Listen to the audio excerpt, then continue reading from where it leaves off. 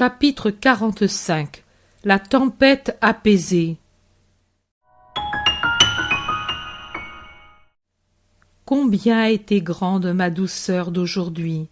Je travaillais à cette broderie que vous savez, et j'écoutais de la musique en compagnie de personnes familières. J'étais donc distraite des choses habituelles.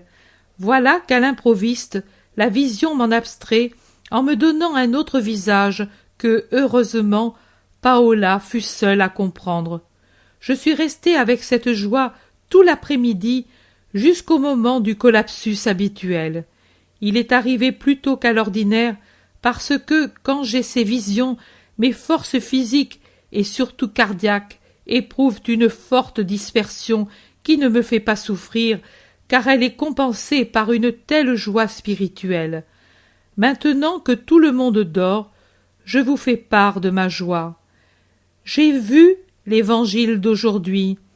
Notez que ce matin, en le lisant, je m'étais dit « Voici un épisode évangélique que je ne verrai jamais, car il se prête peu à une vision. » Au contraire, au moment où j'y pensais le moins, il est justement venu me combler de joie.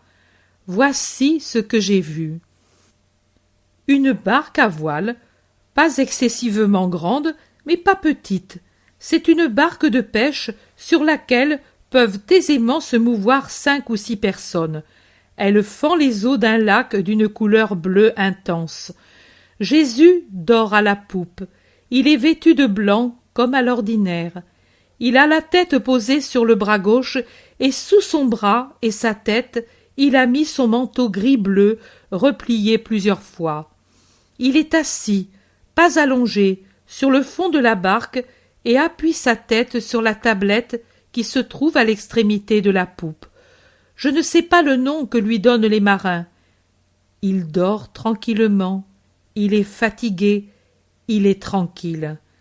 Pierre est au gouvernail, André s'occupe des voiles, Jean et 2 autres, dont je ne sais qui ils sont, remettent en ordre amarres et filets au fond de la barque, comme s'ils avaient l'intention de se préparer à pêcher, peut-être pendant la nuit.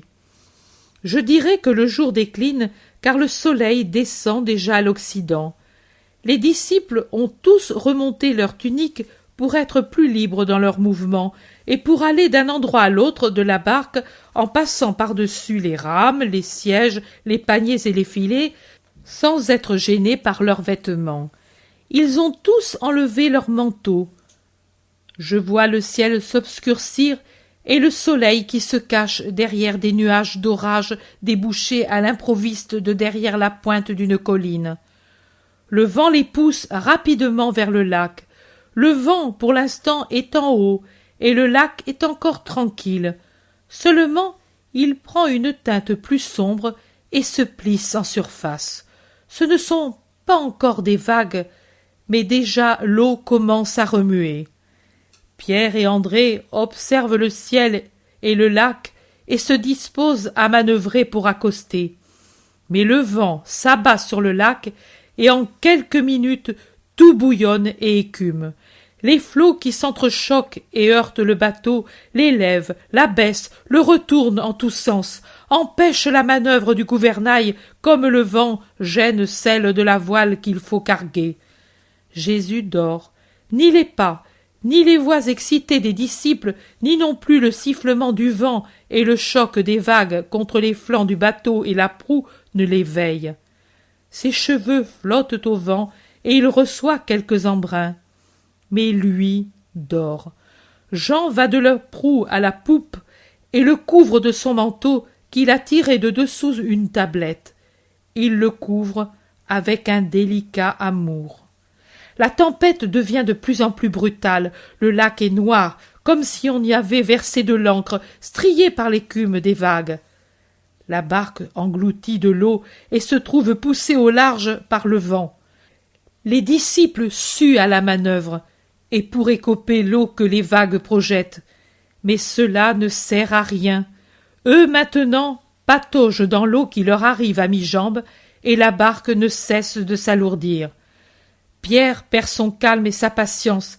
Il donne le gouvernail à son frère et en titubant va vers Jésus qu'il secoue vigoureusement. Jésus s'éveille et lève la tête. « Sauve-nous, maître, nous périssons !» Lui crie Pierre. Il lui faut crier pour se faire entendre. Jésus regarde son disciple fixement. Il regarde les autres et puis il regarde le lac. « As-tu foi que je puisse vous sauver ?»« Vite, maître !» crie Pierre, alors qu'une vraie montagne d'eau partant du milieu du lac se dirige rapidement sur la pauvre barque. On dirait une trombe tant elle est élevée et effrayante. Les disciples qui la voient venir s'agenouillent et s'agrippent où et comme ils peuvent, persuadés que c'est la fin. Jésus se lève, debout sur la tablette de la proue. Sa figure blanche se détache sur la tempête livide. Il étend les bras vers la lame et dit au vent « Arrête et tais-toi !» Et à l'eau « Calme-toi, je le veux !» Alors l'énorme vague se dissout en écume qui retombe sans dégâts. Un dernier rugissement qui s'éteint en un murmure, comme était le sifflement du vent qui se change en un soupir. Et sur le lac pacifié revient la sérénité du ciel et l'espérance et la foi dans le cœur des disciples. La majesté de Jésus, je ne puis la décrire. Il faut la voir pour la comprendre, et je la goûte en mon intime, car elle m'est toujours présente, et je revois comme était tranquille le sommeil de Jésus, et comme était puissant son empire sur les vents et les flots. Jésus dit ensuite « Je ne te commente pas l'Évangile dans le sens où tous le commentent. Je vais t'éclairer ce qui précède le passage de l'Évangile. Pourquoi est-ce que je dormais? Est-ce que par hasard je ne savais pas que la bourrasque allait arriver? Oui, je le savais. J'étais seule à le savoir. Et alors, pourquoi est-ce que je dormais? Les apôtres étaient des hommes, Maria, animés de bonne volonté, mais encore seulement des hommes. L'homme se croit toujours capable de tout. Quand ensuite il est réellement capable dans une chose, il est plein de suffisance et d'attachement à son savoir-faire. Pierre, André, Jacques et Jean étaient de bons pêcheurs, et pour ce motif, ils se croyaient insurpassables dans la manœuvre des bateaux.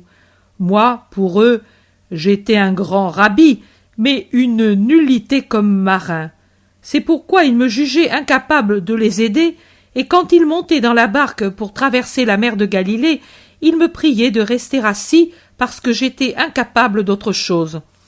Leur affection aussi y était pour quelque chose, et ils ne voulaient pas m'imposer des fatigues matérielles, mais l'attachement à leur savoir-faire dépassait encore l'affection.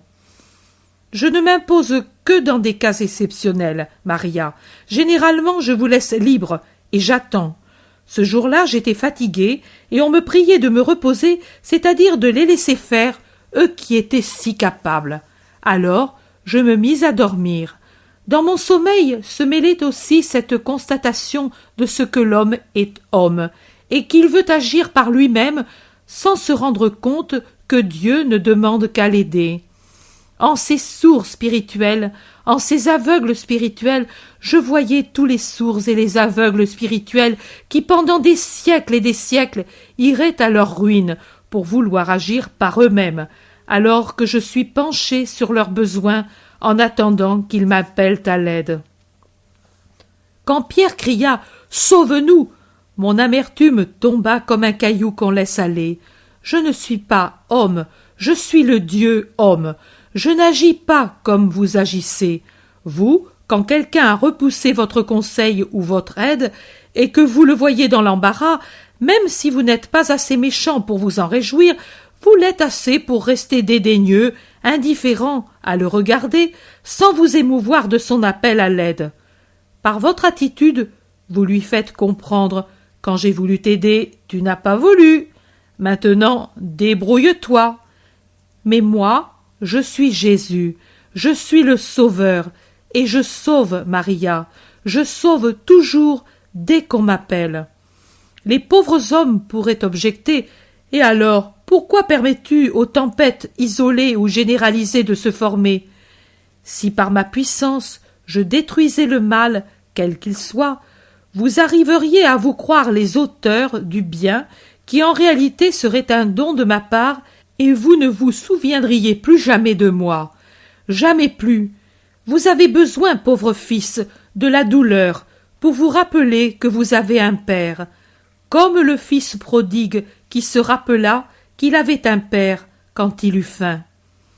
Les malheurs servent à vous persuader de votre néant, de votre déraison, cause de tant d'erreurs, et de votre méchanceté, cause de tant de deuils et de douleurs, de vos fautes, cause de punitions que vous vous donnez à vous-même, et de mon existence, de ma puissance, de ma bonté. Voilà ce que vous dit l'Évangile d'aujourd'hui, votre Évangile de l'heure présente, pauvre fils. Appelez-moi. Jésus ne dort que parce qu'il est angoissé de vous voir sans amour pour lui. Appelez-moi, et je viendrai. Dommage que vous ne soyez pas venu aujourd'hui. Vous auriez vu un visage de béatitude, et j'aurais pu savoir en quoi je change, car Paola dit qu'elle s'en aperçoit, bien que je continue à travailler, et même plus rapidement que jamais. Mais elle ne sait pas expliquer davantage. Au moins, saurais-je me contrôler et, à l'occasion, faire comme Moïse, me mettre un voile sur le visage.